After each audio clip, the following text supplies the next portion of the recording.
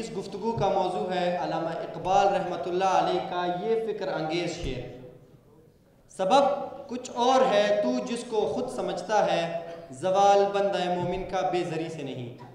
یہ شعر دراصل مسلمانوں کی زوال پذیری کے اصل اسباب کو سمجھانے کے لیے ہے۔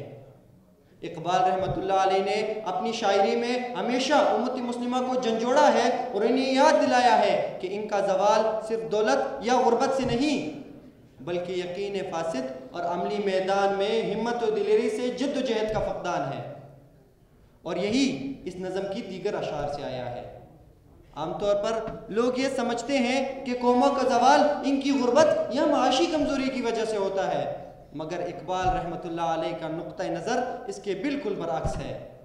اقبال کے نزدیک دولت کا ہونا یا نہ ہونا زوال و عروج کا سبب نہیں، بلکہ عروج کا اصل سبب تو طاقت روحانی، خودی، فقر و قلندری اور ایمانی غیرت ہے۔ اس نظم کے پہلے شعر میں اقبال فرماتے ہیں، اگرچہ ضربی جہاں میں ہے قاضی الحاجات،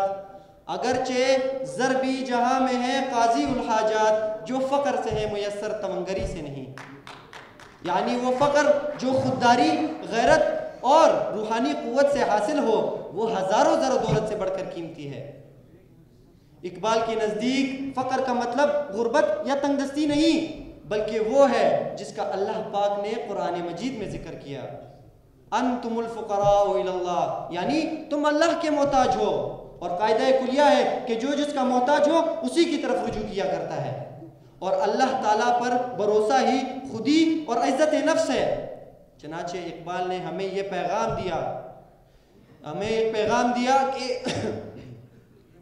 کہ جب مسلمان دولت کے غلام بن جائے، اپنی خودی کھو دے اور غیر اللہ پر بھروسہ کرنے لگے، تب ان کا زوال شروع ہوتا ہے۔ لیکن جب وہ فقر قلندری اپناتے ہیں، اللہ تعالیٰ پر توکل کرتے ہیں، غیرت ایمانی کو زندہ رکھتے ہیں اور اپنی روحانی طاقت پہ بھروسہ کرتے ہیں، تو وہی فقر ان کے لیے بادشاہی بن جاتا ہے۔ اقبال کے نزدیک بادشاہی کا مطلب زر و دولت نہیں بلکہ انسان کی حقیقی بادشاہت تو علم، عمل اور یقین میں ہے۔ وہ فرماتے ہیں، نہ تخت و تاج میں نہ لشکر و سپاہ میں ہے، نہ تخت و تاج میں نہ لشکر و سپاہ میں ہے، جو بات مرد قلندر کی بارگاہ میں ہے۔